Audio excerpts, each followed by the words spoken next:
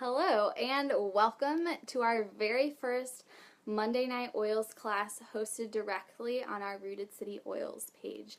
I am so excited to be here. I am so excited to be talking to you. Emotional well-being and supporting my emotional well-being using essential oils is something that is near and dear to my heart. It's something quite a lot of people have been asking me about, so I'm really excited to be talking about this today. This is going to be a two-part series, so we're going to begin it today, and then next Monday night we are going to be talking all about supporting our emotional well-being, part 2. So please be sure to join us next Monday night as well to continue the conversation about how to support our emotional well-being using essential oils.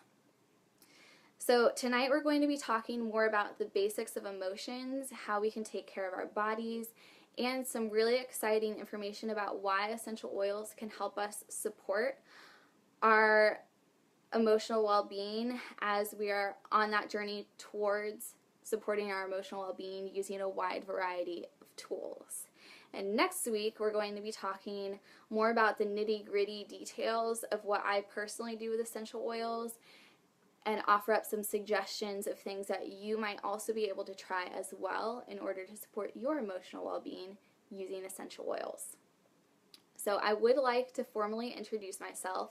This is the 4th Monday Night Oils class that I have hosted, but it is the first on this page. And when we talk about emotional well-being, that tends to be a little bit more of a personal topic than some others. You may be comfortable talking about your immune system or your respiratory system or green cleaning when you're not really as familiar with the person. But when it comes to talking about our emotional well-being, we tend to like to know the other person a little bit more and be a little bit more comfortable with them. So I'm going to introduce myself and allow you to get to know a little bit about me so that we can hopefully open up this conversation on ways that we can support our emotional well-being using essential oils. So I'm Samantha Zeka. I am the face behind Rooted City Oils, and I am a recent transplant from New York City, now living in Indianapolis. And I did grow up in the area, but I went away for college, and then 2 weeks after I turned 21, I moved to New York City just because that's where I wanted to be. So a lot of people can think of New York City as a place where maybe some more gritty things happen, but for me, it actually wasn't. For me, it was a beautiful place where I was able to really grow and become more of who I am today. Obviously, I went there as a person, but I was able to grow and learn quite a lot while I was there. So in New York, I was able to find a rich community that truly introduced me to Jesus. And I was also eventually led towards meeting my husband, Yatan. So New York City was a great place for me in both of those aspects. I also had some really profound moments as a learner, which helped shape who I am as a teacher. But aside from those 3 things, I also had an abundance of opportunities to learn more about how to take care of myself and to keep myself well rather than digging myself out once I was in desperate need. Because I'm just saying, sometimes we really dig ourselves in there and get into a hole where we're just trying to get ourselves out of it and get ourselves well. So I learned some things that I can do, and some of it was things I knew, I just wasn't actually doing, which tends to be the case quite a lot of the time, but I learned how to keep myself from getting in that hole in the first place. So obviously I'm a person and I still can get down there where I've not been doing a great job of supporting my wellness, but we have so many tools at our fingertips to help keep our bodies well and to help support our physical wellness and our emotional well-being. So there are quite a lot of things that I found in New York. I found counseling, I found rock climbing, I found chiropractic care, and I also had quite a lot of accessibility to farmers markets and local products. So when I started incorporating all of these things into my routine, this is when I really noticed that it was not only affecting my physical well-being, because obviously I was doing a better job of taking care of my body, but it also was helping to support my emotional well-being. So as I began to realize this and I began to seek out more tools to help support my body and I stumbled upon essential oils. And seriously, they are an absolutely life-changing addition for me, where, yes, all of these things are wonderful. I will always want to have them in my toolbox, but essential oils are another thing that I want to always have in my life and to be consistently incorporating into my life. So the way that I actually got started with essential oils is I was looking for ways to support my immune system and to support my sleep in natural ways. First, who doesn't want to support their immune system? I was, at the time, and I still am, a third grade teacher, so of course supporting my immune system is a must. I also was going out in public places. I was interacting with people. I was doing things that we just do on a daily basis, and I wanted to support my immune system more than I already was. And I also wanted to support my sleep. For me, I am someone who is just thinking all the time.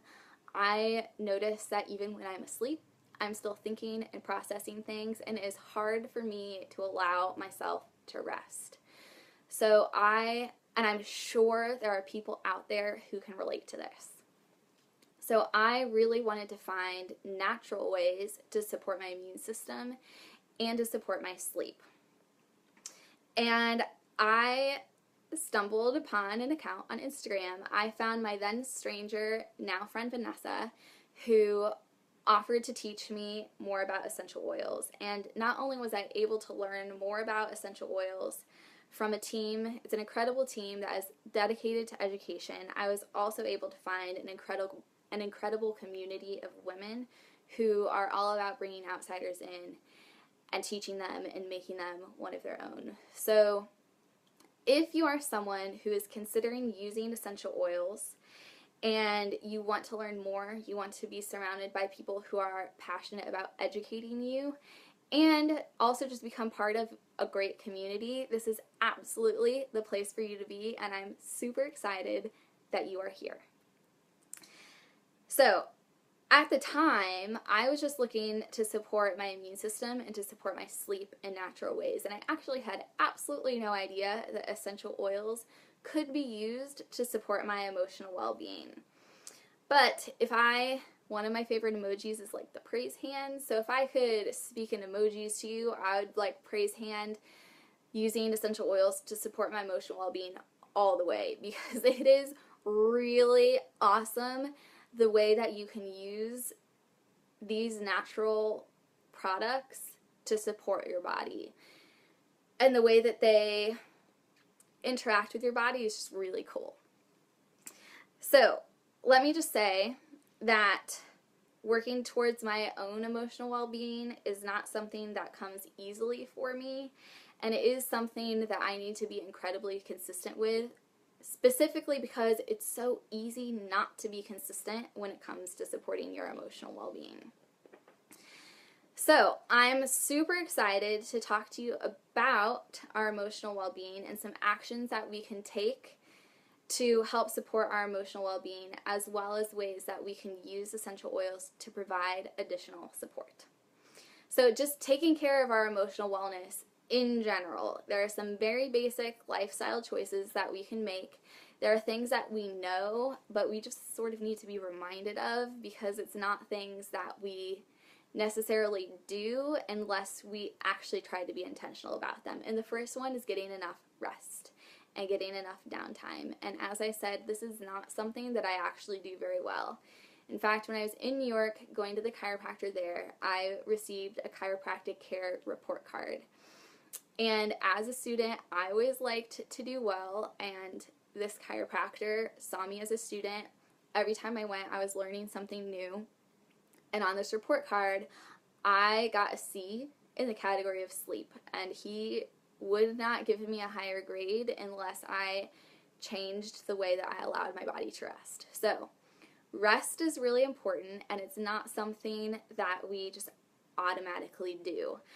But being able to sleep or think or create things are super important for us. Creating is actually a form of rest because it stimulates the right side of the brain, which releases serotonin, which is uplifting and calming. And if you haven't looked into serotonin, I would highly recommend that you just take a few minutes to read a little bit about it. You can even just do a Google search on serotonin and find for yourself, why is this so important for us? So rest and downtime, really important for our emotional well-being. Also, eating well. The food that we eat and the liquids that we consume are really important.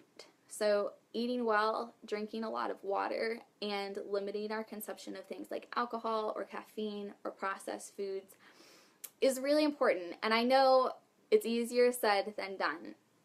But one thing that helped me, as much as I tend to dislike it, is to meal plan. And I actually really love having things organized, but when it comes to actually planning out my food, I tend to back away from that one.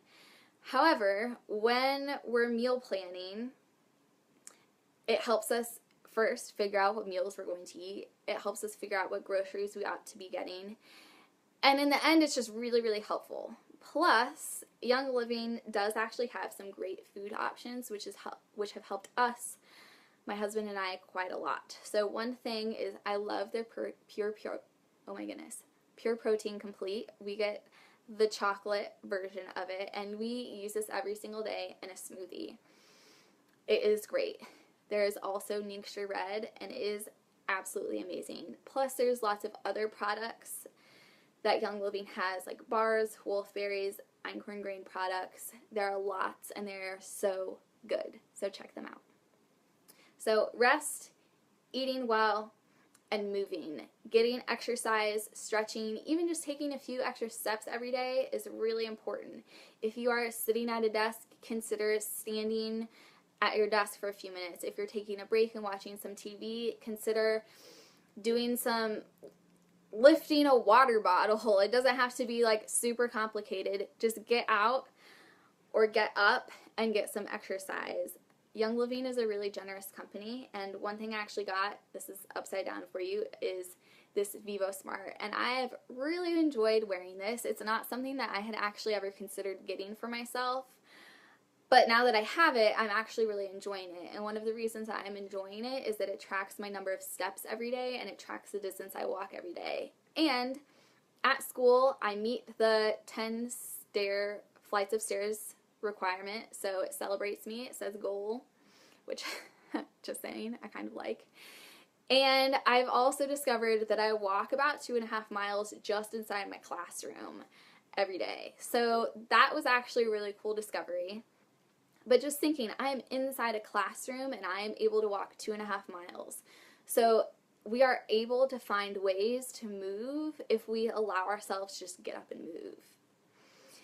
Connections are also really important. It's important to be nourishing our relationships. Even if you are introverted, developing deep relationships helps support our emotional well-being. So I've absolutely loved getting to know this Oily community. I've been able to deepen relationships there or begin to develop deeper relationships there, and I'm thoroughly enjoying it. We did also just move here, so Yatan and I are really enjoying getting to know the city and getting to know the people that live there. So when you are developing stronger relationships, it is going to support your emotional well-being. Prayer is also super important. Not only are deeper relationships with people really important, but deepening that relationship with God will help support your emotional well-being. And just engaging your senses, finding things that you find beautiful are going to stimulate you and are going to help support your emotional well-being. I know I absolutely love the city. I was living in New York City. I'm living in Indianapolis in the city, so I love the city.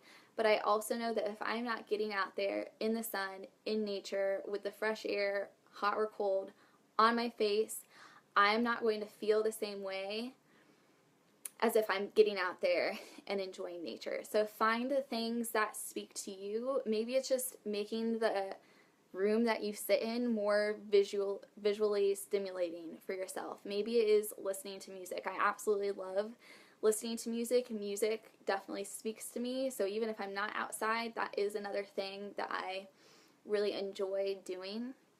Maybe it's making food or creating something beautiful with that food, or there's a plethora of things. Think about what you truly enjoy and what speaks to you and speaks life to you, and make sure that you're actually doing it. So all of these things are things that you can be doing to help support your emotional well-being. Because did you know that your emotions affect every single system and organ in your body? So let's be real, this is actually really important regardless of how comfortable we are talking about it. So we are so used to paying attention to physical symptoms and responding to them that sometimes we ignore or actually repress our emotional symptoms. And sometimes we don't really allow ourselves to feel because of a variety of reasons. We're afraid to admit we're human, or we're afraid to admit that we have weaknesses, or we're just afraid to deal with something stressful or traumatic, and so we tend to ignore or repress them. But it is actually really important to acknowledge them. So one tool that you can use, I have one if you want it, or you can Google it. There are tools, there are wheels or columns depending on what kind of organization you like, but it has 6 different emotions on it, and under like sadness, anger, happiness, etc.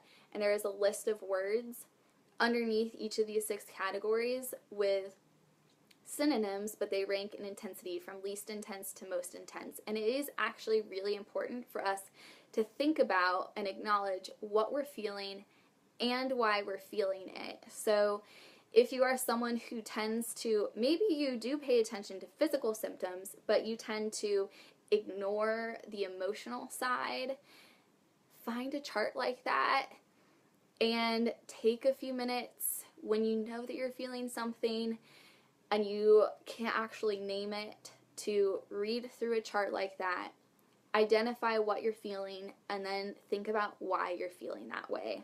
This isn't something that is always super enjoyable, but it is something that helps us work towards our emotional well-being and getting to a place that we would like to be at. And part of the reason, obviously there are tons of different reasons why this is so important, but one of the reasons that this is so important is because emotions and stress can greatly impact our health. And one way that stress can impact us is by prompting our bodies to produce elevated levels of cortisol. And while cortisol is natural and necessary when at appropriate levels, it can negatively affect our bodies if the levels get abnormal. So just thinking about myself, I know that I function at a high level of stress for great parts of the day, which means I need to be aware of the effects that this is having on my own body and take intentional steps to counteract those effects. So again, just like I suggested, it would be wonderful if you take a few minutes to look up serotonin. It would also be great to just take up a few minutes to actually check out how stress affects our bodies. Not only is there a connection between stress and our emotional well-being, there is actually a connection between our emotional well-being and our hormones. But many people think that our hormones control our emotions, but actually it's that our emotions control our hormones through biological changes in the brain. So fear, for instance, is accompanied by the production of one set of brain chemicals that can make us alert and ready to flee, whereas something like pleasure triggers the release of other chemicals that soothe and calm. So there is an example I have for you from a species outside the human species, but stressed out mother baboons have more problems producing healthy offspring, presumably because they have a sustained production of stress hormones, which can cause damage to the hippocampus, which is central to learning and memory. So obviously they have vastly different stressors, but they suffer from a similar form of stress. So stress can impact our emotional well-being. Our emotional well-being and our hormones are interconnected. Our gut and our digestive system are also connected to our emotional well-being. Did you know that around 90% of serotonin is actually developed in the gut? And I did mention serotonin earlier when I was talking about rest. So serotonin carries signals along and between nerves. It's a neurotransmitter. And it is found mainly in the brain, bowels, and blood platelets. So serotonin is thought to be especially active in constricting smooth muscles, transmitting impulses between nerve cells, regulating cyclic body processes, and contributing to well-being and happiness. So serotonin is regarded by some researchers as a chemical that is responsible for maintaining mood balance, and that a deficit of serotonin can lead to depression. So is it important to take care of our gut? Is it important to take care of our digestive system? Yes, absolutely. It is important to be taking care of those things. We talked about food and some of the foods that we can eat in order to support our emotional well-being, along with our gut and our digestive system. Because the two do actually go hand in hand, even though it's not something that we're always aware of, our gut and our digestive system and taking care of this part of our body can also help support our emotional well-being. So check it out. There are some things that we can eat, and there are also some supplements that we can take in order to help nourish our digestive system, which in turn can help support our emotional wellness. So if you are seeking to support your emotional wellness, you can help do that. Again, it's just one aspect of it, but you can help do that through food by eating things that are organic. Actually figure out where your food is coming from and how it's being produced. Eating whole foods, eating lean meats and fruits and vegetables, eating prebiotics and probiotics and fermented foods, eating healthier fats, and of course also drinking water. So again, all of these things are actually easier to do when we have a system like meal planning in place. And I know it does take some time, but in the end, it can save us time, it can save us money, and it actually helps keep our bodies on the right track. So although it may not be our favorite activity to do, it's just me, it is actually extremely beneficial for us to take some time to think about what food we're going to eat, how we're going to prepare it, etc. There are also Young Living products that can help support our digestive system and help support our gut. Things like Essential Zymes, Detox Zymes, Life9, Digest and Cleanse, ICP, Comfort Tone, Ninctured, the Cleaning Trio, and Cleansing Trio, and Pure Protein Complete. My goodness, I'm getting tongue-tied. All of these things can help support our gut and help support our digestive system, which means, although it may not always be intuitive for us, that if we're doing that and we're taking care of this part of our bodies, we are also going to be supporting our emotional well-being. So we've talked about emotions and stress, hormones, our gut, and our digestive system, but let's also take a look at our limbic system and olfactory system. So the limbic lobe is a group of brain structures that is situated directly below the cerebral cortex of the brain, and it includes the hippocampus and the amygdala. And it is capable of directly activating the hypothalamus, which is often referred to as the master gland. And this gland is one of the most important parts of the brain, and it acts as the hormone control center. So the hypothalamus releases hormones that can affect everything from sex drive to energy levels, and the production of growth hormones, sex hormones, thyroid hormones, and neurotransmitters such as serotonin are all governed by the hypothalamus. The area of the brain known as the amygdala plays a major role in storing and releasing emotional trauma. So the only way to stimulate this gland is with fragrance or through the sense of smell. So in other words, the emotional brain responds only to smell and not to words. So our sense of smell links directly to emotional states and behaviors often stored since childhood. So if I'm thinking about myself, I know I mentioned earlier that music is something that really speaks to me. If I am listening to music, I often automatically associate it with a time or a place, which is something you may or may not, but you may experience this as well. But smells are actually a more intensive memory for us. When we are smelling a smell, not only might we associate it with a time or a place, but we are also going to associate it with the memory or the emotions connected to that time or place. So when we are smelling something, it automatically connects us to an emotion that we may have been having when we smell that smell, even if it is decades ago. Our sense of smell is absolutely incredible. I have been learning so much about this, and it is amazing the way our body works. It's absolutely incredible. So smell is the only one of the 5 physical senses that is directly linked to the limbic lobe of the brain, which is our emotional control center. So anxiety, depression, fear, anger, and joy are all physically originate from this region. So a certain fragrance can evoke memories and emotions before we even consciously are aware of it. When smells are concerned, we react first and we think later, which is why when we're smelling something, we may have an actual reaction first and then be able to figure out why we're having that reaction. So all other physical senses are routed through the thalamus, which acts as a switchboard for the brain, passing stimuli onto the cerebral cortex, which is the conscious thought center, and other parts of the brain. So have you ever heard of the blood-brain barrier? This is a membrane between the circulating blood and the brain that prevents damaging substances from reaching our brain tissues. The medical field has long studied this barrier, believing that if they could penetrate through this barrier, they would be able to intervene in certain neurological issues. So check out how things high in sesquiterpenes interact with this blood-brain barrier. I'm giving you some assignments. Serotonin, stress and emotions, cortisol, now sesquiterpenes. Super awesome, so look it up.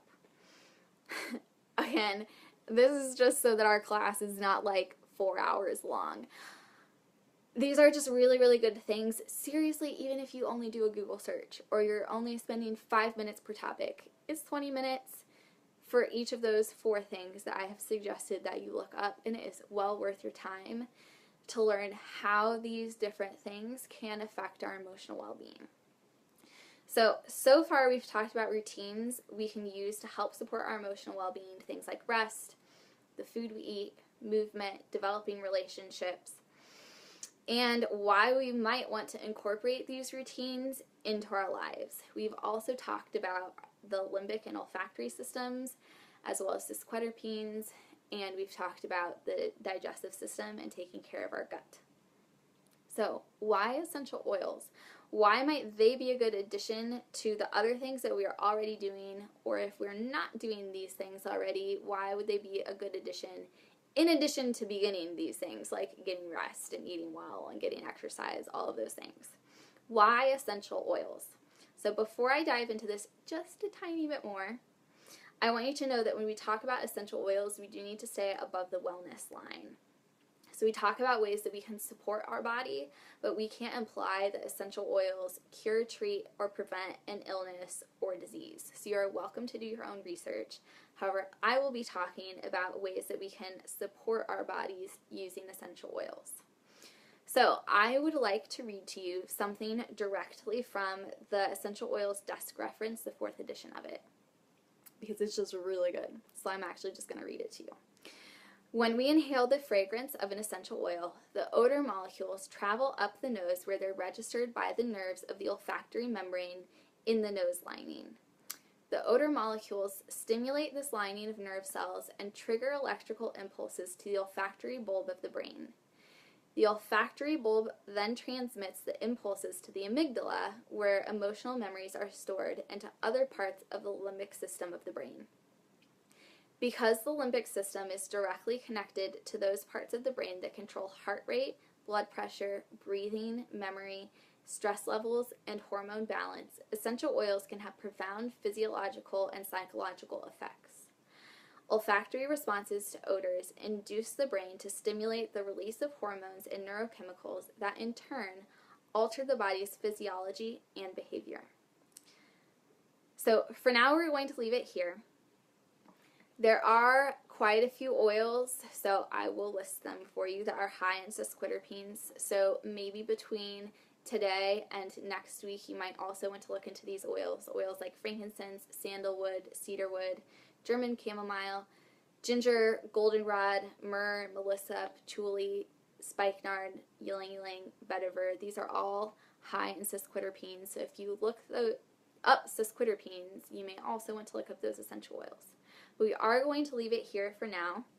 If you want to join me next week, we're going to be talking more about the nitty-gritty details of how I have incorporated essential oils and essential oil infused products into my daily routine to help support my own emotional well-being. So please feel free to ask me any questions. I'm always happy to talk. You can leave a comment below and I will be happy to answer you. You can shoot me a message and I'll be happy to answer you. If you are interested in getting started on this oily journey, you can click the sign up button at the top to get started with oils of your own, or again, you are welcome to leave a comment or shoot me a message asking for more details. If you are already using essential oils and now you're thinking about how you can use essential oils to help support your emotional well-being, please do it through Essential Rewards, because it's absolutely the best way to be getting these products into your home. So thank you for watching. I'm so happy that we're talking about supporting our emotional well-being today, and I'm looking forward already to talking more about the nitty-gritty details of supporting our emotional well-being next week. So see you there.